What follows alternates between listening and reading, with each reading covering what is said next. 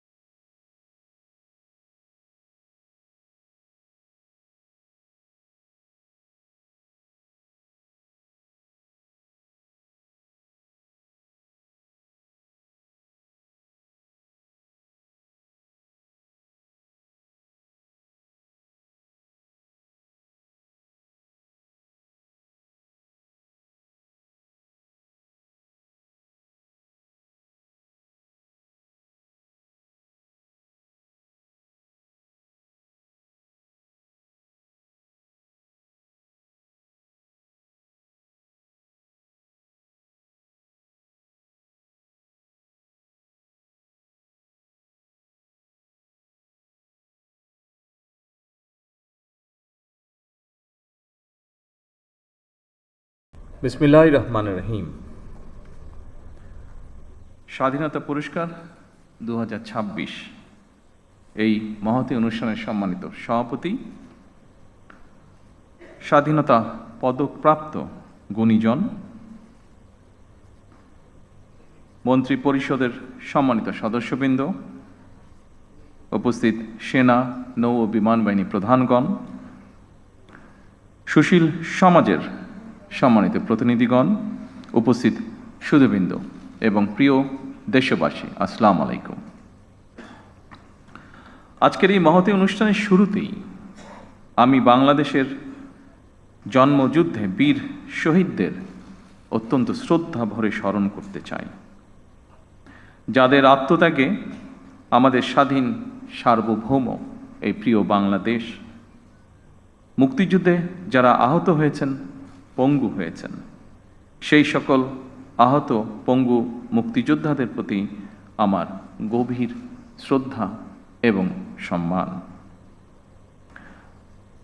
তাদের উদ্দেশ্যে বলতে চাই, আপনাদের এই সাহসী ভূমিকা এখনো বাংলাদেশের স্বাধীনতা প্রিয় মানুষের জন্য প্রেরণার উৎস।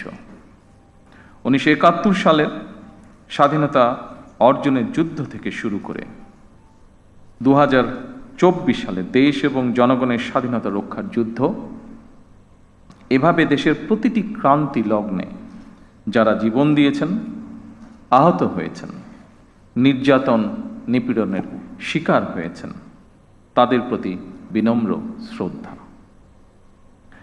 বাংলাদেশের সবচেয়ে গৌরবময় পুরস্কার স্বাধীনতা পুরস্কার। এটি বাংলাদেশের সবচেয়ে গৌরবজনক রাষ্ট্রীয় সম্মান। স্বাধীন বাংলাদেশের বিভিন্ন ক্ষেত্রে যারা দেশ এবং জনগণের জন্য স্মরণীয় অবদান রেখেছেন কিংবা ইনশাআল্লাহ ভবিষ্যতে রাখবেন, তাদেরকে রাষ্ট্রীয় সম্মাননায় ভূষিত করতে বাংলাদেশের স্বাধীনতার ঘোষক শহীদ রাষ্ট্রপতি জিয়াউর রহমান 1977 সালে স্বাধীনতা পুরস্কার প্রবর্তন করেছিলেন।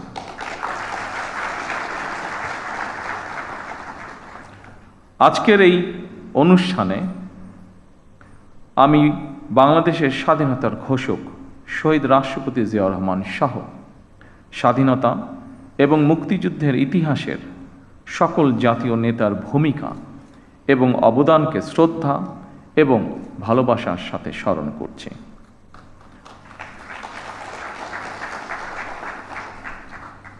আমরা যদি হীন দলীয় স্বার্থে আমাদের ইতিহাসের জাতীয় নেতাদের ভূমিকাকে শ্রদ্ধার সঙ্গে স্মরণ করতে কার্পণ্য করি, তাহলে ভবিষ্যতের ইতিহাস আমাদেরকেও ক্ষমা করবে না।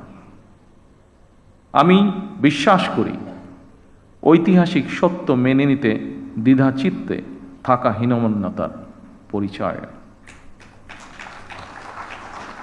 সম্মানিত উপস্থিতিবৃন্দ, স্বাধীনতা, মুক্তিযুদ্ধ, বিজ্ঞান ও প্রযুক্তি, চিকিৎসাবিদ্যা, শিক্ষা, সাহিত্য, সংস্কৃতি, ক্রীড়া, পল্লী উন্নয়ন, সমাজসেবা, জনসংখ্যা নিয়ন্ত্রণ, জনপ্রশাসন, গবেষণা ও প্রশিক্ষণ এবং অন্য কোনো ক্ষেত্রেও যারা গৌরবোজ্জ্বল ও কৃতিত্বপূর্ণ অবদান রেখেছেন এমন ব্যক্তি, গোষ্ঠী, প্রতিষ্ঠান এবং সংস্থাকে প্রতি বছর দেশের সর্বোচ্চ জাতীয় পুরস্কার স্বাধীনতা পুরস্কার ভূষিত করা হয়। চলতি বছর স্ব ক্ষেত্রে কৃতিত্বপূর্ণ অবদানের জন্য সরকার 15 জন বিশিষ্ট নাগরিক এবং 5টি প্রতিষ্ঠানকে স্বাধীনতা পুরস্কারে ভূষিত করেছে। দেশে গণতন্ত্র প্রতিষ্ঠা এবং নারী শিক্ষাসহ দেশ গঠনে অসামান্য অবদানের জন্য বেগম খালেদা জিয়াও এবছর মরণোত্তর স্বাধীনতা পুরস্কার পেয়েছেন। আরও কয়েকজন বিশিষ্ট নাগরিকের সাথে স্বাধীনতা পদক প্রাপ্ত সকল গুণীজন এবং প্রতিষ্ঠানকে আমি আমার নিজের এবং দেশ ও জনগণের পক্ষ থেকে আন্তরিক অভিনন্দন এবং মোবারকবাদ জানাই। দেশ এবং জনগণের জন্য বিভিন্ন ক্ষেত্রে আপনাদের এই অবিস্মরণীয় অবদান বাংলাদেশকে করবে সমৃদ্ধ। আজ এবং আগামীর বাংলাদেশে প্রজন্মের পর প্রজন্ম ধরে আপনাদের এইসব অবদান প্রেরণার উৎস হবে বলে আমি বিশ্বাস করি। বাংলাদেশের গণ্ডি পেরিয়ে স্ব ক্ষেত্রে আপনাদের অবদান এবং সফল কর্মগুলো অদূর ভবিষ্যতে বিশ্ব দরবারেও সমাদৃত হবে বলে আমরা দেশবাসী বিশ্বাস করি দৃঢ়ভাবে। সম্মানিত সুধীবৃন্দ, অসংখ্য প্রাণের বিনিময়ে আমরা একটি স্বাধীন বাংলাদেশ পেয়েছি। সেই বাংলাদেশটি এখন 55 বছর পার করে ফেলেছে। এত বছরেও আমাদের যেমন অনেক প্রাপ্তি রয়েছে, অপ্রাপ্তিও কিন্তু কম নয়। সুতরাং আমাদের প্রত্যাশিত স্বনির্ভর সমৃদ্ধ বাংলাদেশ গড়তে হলে প্রতিশোধ, প্রতিহিংসা কিংবা অযথা বিতর্ক নয়। শহীদ রাষ্ট্রপতি জিয়াউর রহমান বলতেন, জাতীয় ঐক্য আমাদের শক্তি, বিভাজন আমাদের দুর্বলতা। সেই কথা স্মরণ করেই বলতে চাই, আমাদের পথ মত ভিন্ন হতে পারে, আমাদের মধ্যে বিভিন্ন ইস্যুতে বিতর্ক বিরোধ থাকতে পারে, তবে আমাদের মধ্যেকার বিতর্ক বিরোধ যেন শত্রুতায় রূপ না নেয়।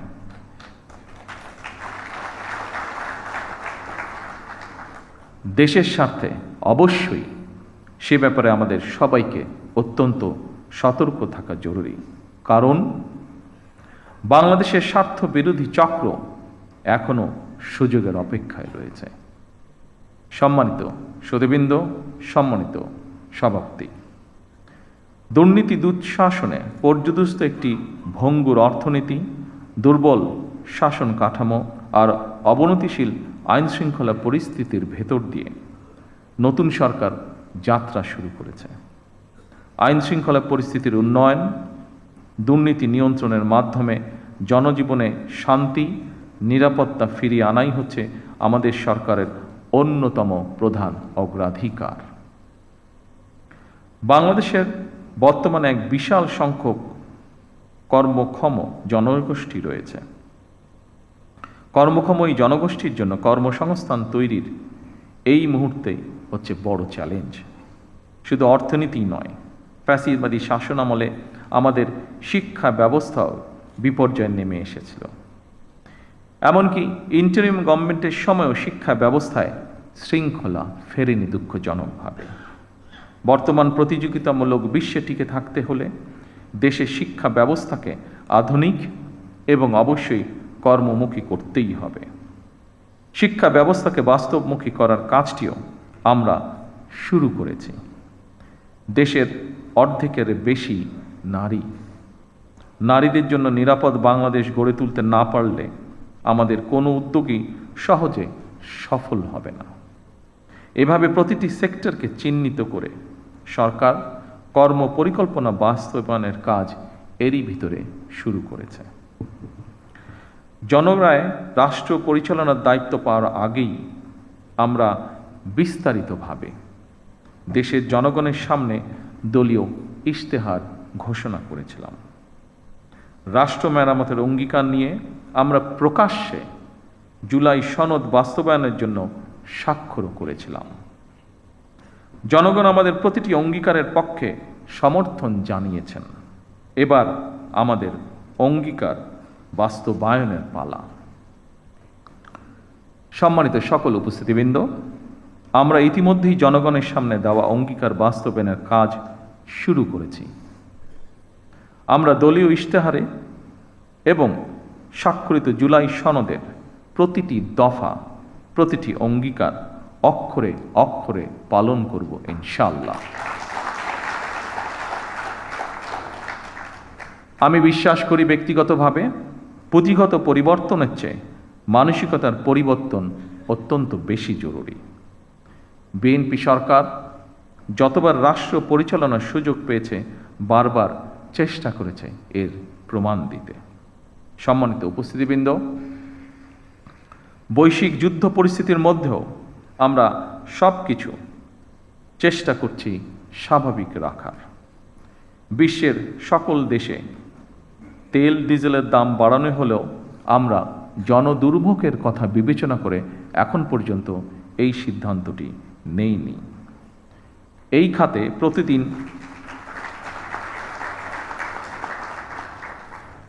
প্রতিদিন শত শত কোটি টাকা ভর্তুকি দিয়ে হলেও সরকার চেষ্টা করছে আন্তরিকভাবে পরিস্থিতি স্বাভাবিক রাখার। জনগণের সুবিধা নিশ্চিত রাখতে সরকার সম্ভাব্য সকল প্রকার প্রচেষ্টা অব্যাহত রেখেছে।